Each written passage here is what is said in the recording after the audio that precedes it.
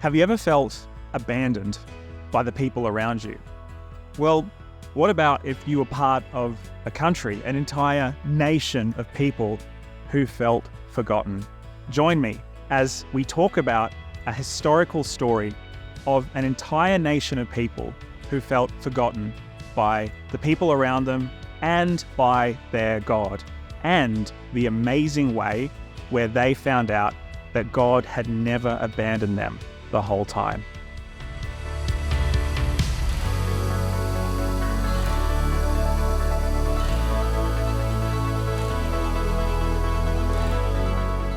Imagine with me, if you will, that you are a Jew, an Israelite, living in the Holy Land in the 1st century AD. We're talking more than 2,000 years ago.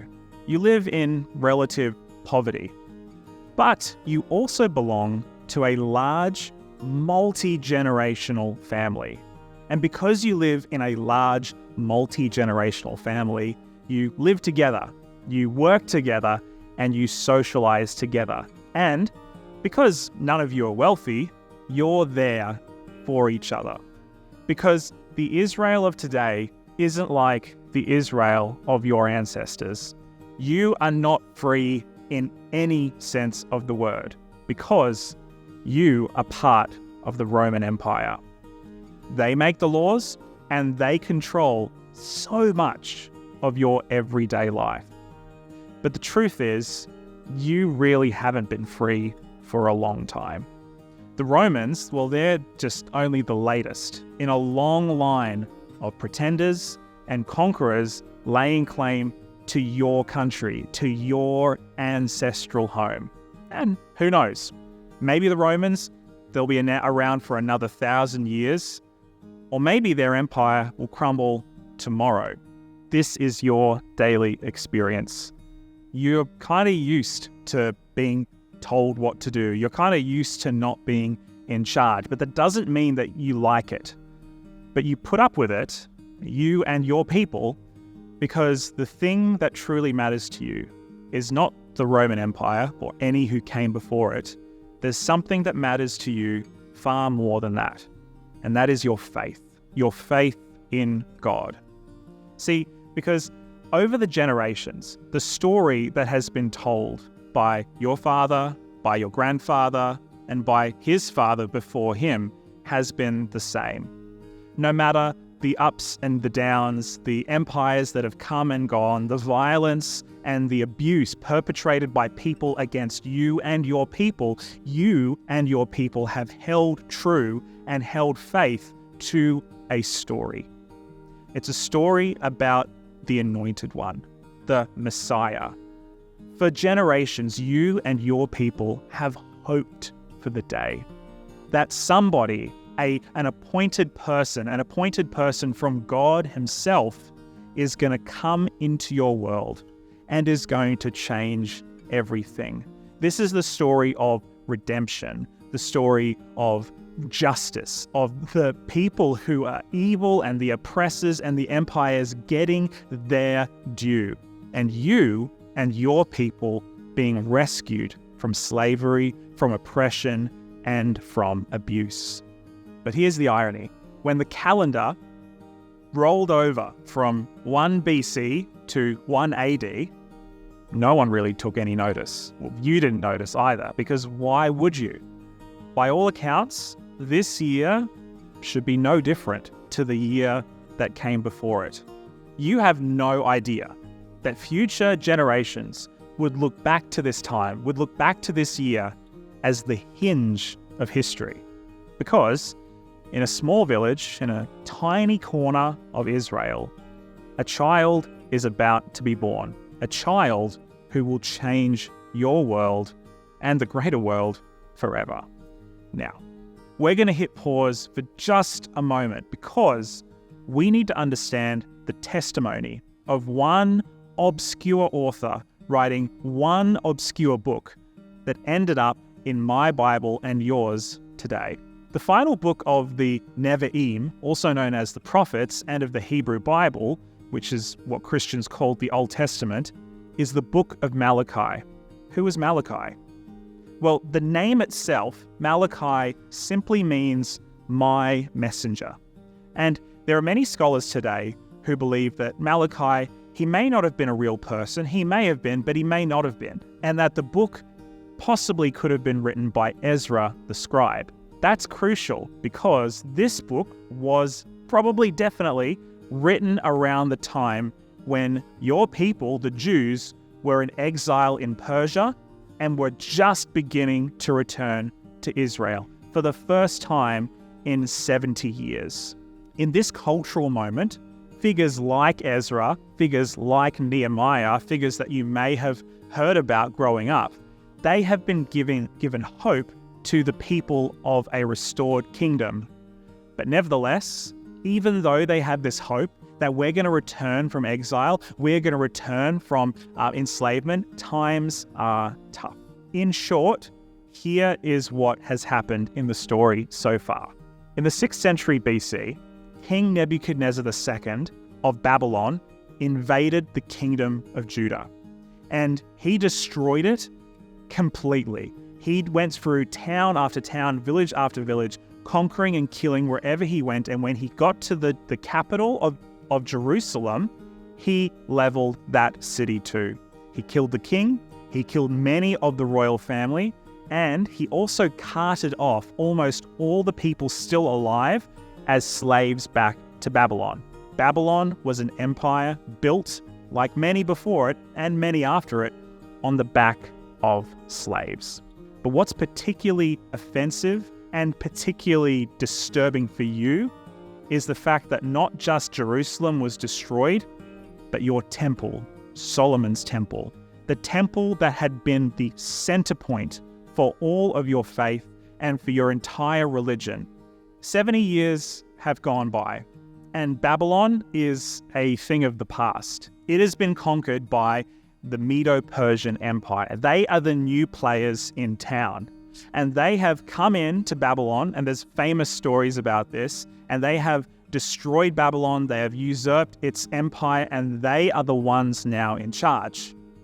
And what they've inherited is not just the Babylonian Empire, but also all of Babylon's problems. All of the many different people groups that were within the Babylonian Empire at the time are now not subjects of Babylon, but subjects of Persia.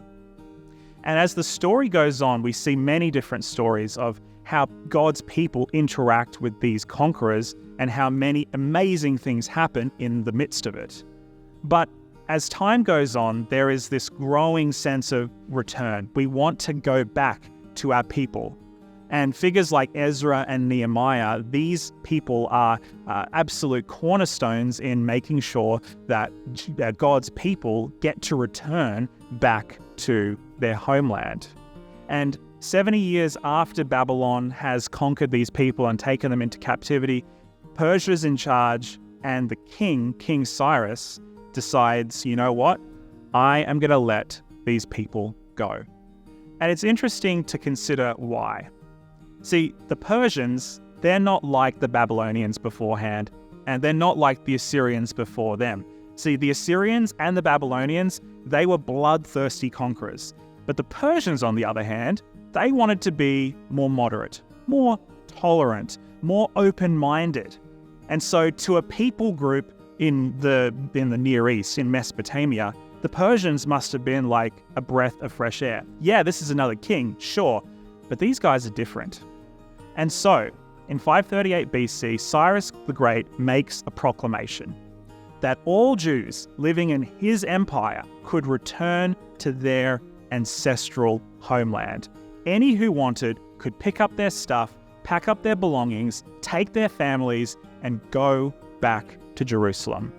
And so, it's in this context, in the context of this return from exile, that the book of Malachi is written. And make no mistake, things are not going easy for this ragtag group of Jewish exiles. They have enemies on one side and the other, and they are closing in on every side. These people are a tiny fish in a big pond. But God promises to reward those people who return to faithful covenant relationship with him. This is the promise that God gives to his people again and again and again. He has no issues with pointing out all the ways that the people have kind of failed him. But he says at the end of all of these things, if you return to covenant relationship with me, things are going to go well for you. He also has a bit of a warning right at the very end of Malachi, where he reminds the people what's going to happen if they continue on their path of half-hearted lukewarmness. But then, at the end of this monologue, God offers one piece of hope. And it's found in Malachi 4, verse 5. And it says this, "See," God says, "I will send the prophet Elijah to you before that great and dreadful day of the Lord comes." What's he talking about here? In Jewish thought, they had this concept of the day of the Lord. Sounds really scary, really apocalyptic. And that's because, well, it really is. See, Israel, throughout all of its history, at one point or another, has been subjugated and oppressed by some other power, some other nation. Israel's always kind of been like the plucky underdog, the little fish in a big pond in the midst of this big wide world that they live in. And these nations that would come in, whether it was Egypt, whether it was Moab, whether it was the Philistines, or whether it was Babylon, have always come in as this oppressor, this user. We're just here to take your stuff, to put you to work so that you can be our vassal state, so that we can be your overlord, and so that we can benefit and profit off you. That's kind of how politics, geopolitics worked in the ancient Near East. It was a constant shifting of power between one nation state to another. And if you were on top, you were going to make everyone else pay. And Israel, as I've mentioned, more often than not, was on the receiving end of this oppression. They would often be conquered by another nation, and then God would raise up a hero to rescue them. This had happened time and time again.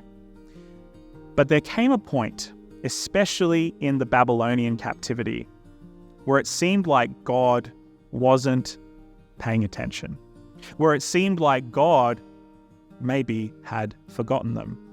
And I can't but help think of Jeremiah's writing to the people in captivity in Babylon in chapter 29, where he says, "You are going to be there for a while." In fact, he actually says, "You're going to be there for 70 years. And he tells these people, plant crops, make gardens, marry off your children, settle down and live in the empire, because the empire is going to be in charge for a while." But the other narrative that runs counter to this one is the day of the Lord. Because the day of the Lord is this ultimate final standoff where God himself gets involved in the geopolitics of the world, in the empire builders, and he puts an end to any oppressors, any empire builders, anyone who would seek to oppress and to subjugate the innocent.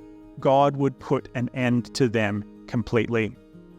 And not only would God put an end to them completely, but God would bring retribution and reconciliation to all those who had been stood on by the boot of empire. Any who had been abused, who had been dispossessed, who had been robbed, who had been put into chains would finally get their comeuppance. They would be able to be liberated, to be freed, and finally be able to be gone from their oppressors. This day of the Lord would also mark a transition point, a hinge in history, where all the empire builders and all the oppressors would suddenly lose their power, and where God would come in and establish an eternal kingdom, a kingdom that would never be overthrown, a kingdom that would last into eternity. The Jews of Israel looked forward to not only the humiliation of their oppressors, but the inauguration of this new kingdom. And no doubt many of them remembered the words of the prophet Daniel, who, in interpreting Nebuchadnezzar's dream only a few years before this, had said, "The God of heaven will set up a kingdom that will never be destroyed, nor will it be left to another people. It will crush all those kingdoms and bring them to an end, but it will itself endure forever. In other words, empires, they'll come and go. But when God sets up his kingdom, it will last forever. And as the survivors and the refugees who have just come out of the empire, when they hear these words in the ruins of their city, Jerusalem, these would have been the thoughts they would have conjured up. And now that we've been freed from the yoke of empire, they must have thought, maybe now God is going to do what he said he's going to do. Maybe now he's going to establish his kingdom here. But as the years went on, God did not establish his eternal kingdom. This day of the Lord, often hoped for, it never came. And things didn't get better for these people. In fact, it got much, much worse. Because in 333 BC, Alexander the Great conquered the Persian Empire, which marked the official end of the exile. And though this might have seemed like a good thing initially, these practices were imposed by these new kings, the Seleucid kings, who became the rulers of Judea after the fall of Alexander's empire. And these new customs slowly eroded what national hope, what national integrity Israel once had. In particular, there's one Seleucid king, Antiochus Epiphanes IV, who became an aggressive oppressor of the Jews after a disputed altercation between him and Jerusalem. This was a bad guy. He defiled the temple system. He forced the priests to eat a pig that had been slaughtered on the altar in the outer court. And he also defaced many, many sacred books with a broth made from the pig, as well as putting out the eternal flame, a lamp that had never been extinguished since the temple, the second temple, had been built. Later on, a deposed priest, a high priest named Jason, he caught wind that the king, Antiochus, had been killed while campaigning in Egypt. And so what did he do? He took 1,000 soldiers and took over Jerusalem, forcing the current high priest, who was appointed by the king, a figurehead, a puppet, to flee. He wanted to establish the new kingdom of God, the kingdom of God on earth. But there's one problem. The king was not dead, and when the very much not dead Antiochus heard about this, he returned in a rage, and he ordered his soldiers to kill anyone they encountered on the way, indiscriminately. In a span of 3 very short days, historians estimate that around 80,000 people in Jerusalem and in the surrounding areas lost their lives. Many of them supporters of Jason the high priest and this new world order, but most of them, tragically, innocent people, women, children, and the elderly. After the collapse of Antiochus's empire, Israel enjoyed a very brief moment of self-governance. But this in and of itself was soon ended with the rise of the Roman Republic, then and pretty soon the Roman Empire. And soon, every Jew from Galilee to Nazareth was under the thumb of yet another empire. And this is a fact that wouldn't change for a very long time. Now, what's most notable for you and for me now is that during this period, a 400-year-long period, God seemed to remain silent. No new books were written, no prophets rose up. Many things happened, but God didn't seem interested at all in participating in any of it. So, let's go back from there and fast forward to the year 1 AD, the year that nobody knew would be 1 AD. And let's go back to the story that remember how we talked about you being a Jew living in the first century? Let's go back to that story. And as you tell the story of the day of the Lord, of the anointed one, the one who is going to come, who is going to overthrow all the empires and who is going to establish an eternal kingdom, you're very much aware that this story is influenced by the many oral traditions of your ancestors, the words of the prophets, and of the debates of the rabbis that you see every week in synagogue. But alongside those traditions and those thoughts would have been a sort of malaise as you think about this story. A thought, as you're telling these stories, no doubt may have crossed your mind that maybe God had abandoned you and all your people. I mean, after all, think about it. Why has no prophet arisen in more than 400 years? And most crucially, why has God allowed his chosen nation to be mistreated so horrendously by foreign power after foreign power? Why? Now, to be sure, all of this has happened before. But in those times, God always had raised up someone, a hero, to save his people. And that just isn't happening anymore. And so you can understand as you tell the stories of your ancestors, of Exodus, of David, of all these heroes who God has used to rescue and save his people, why you might be starting to question in your mind whether God is really good, whether God's really there, whether he's listening, or whether he has abandoned you. What did we do? Are we not good enough? Did God just simply get sick and tired of our idolatry, of our lukewarmness? What is wrong with us? Why has God abandoned us?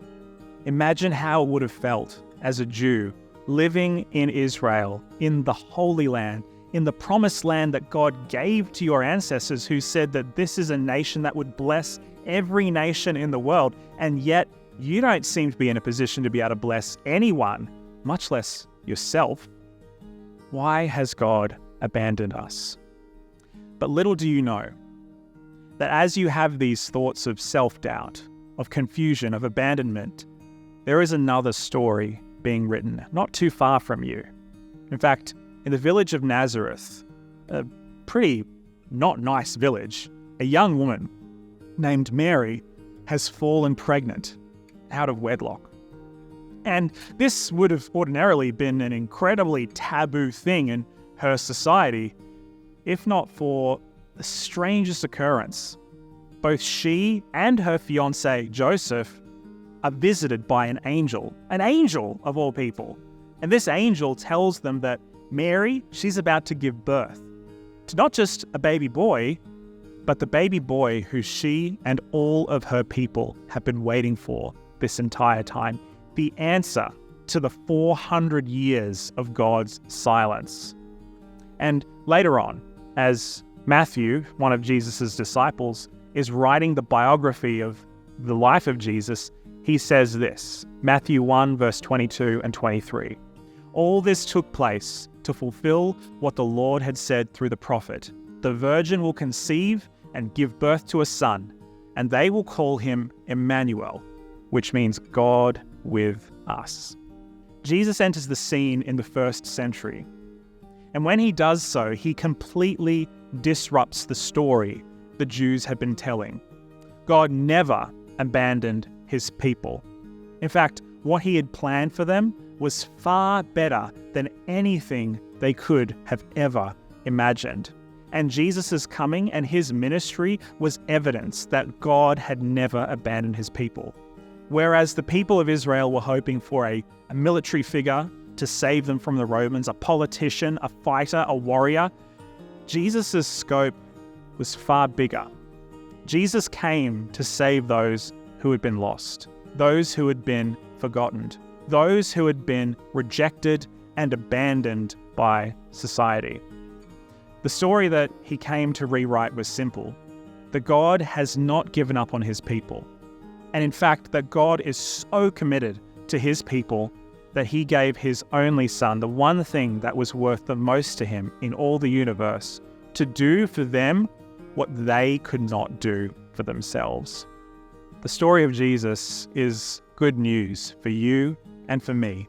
It's good news for anyone who's ever felt rejected, devalued, or forgotten by society. As Jesus once said, I came to seek and save those who were lost. And Jesus came to a world full of lost people. Not just people who had been lost by society, but people who had lost their way emotionally, spiritually. And maybe that's where you are today. Maybe you feel emotionally, spiritually, relationally lost. Maybe you feel forgotten, abandoned, devalued by the world. And if that's you, then I have good news. That God sees you, that He loves you, and He wants you. As we've talked about before, God is not far from any one of us. In fact, all we need to do is reach out and touch Him. But sometimes it doesn't feel that way. Sometimes it feels like you're abandoned, you're forgotten. But let me tell you right now, I've felt that way. And the way that I have gotten over that, or the way that I've gotten past it, is by reaching out to God, even when I don't feel like it, even when I feel like He is not there for me. Because I found every single time that He is there, that He loves me, that He sees me, and that He hasn't forgotten me. God is always there for you. And the story of abandonment, the story of rejection, that's a bad story. And as we've said last episode, in order to get past those, we have to tell a better story. And the better story that you have today and that I have today is that there's a God who sees you. There's a God that sees me, who loves us, who's there for us and will never abandon us. And so all you need to do is reach out to Him today, because He's already reaching out to you.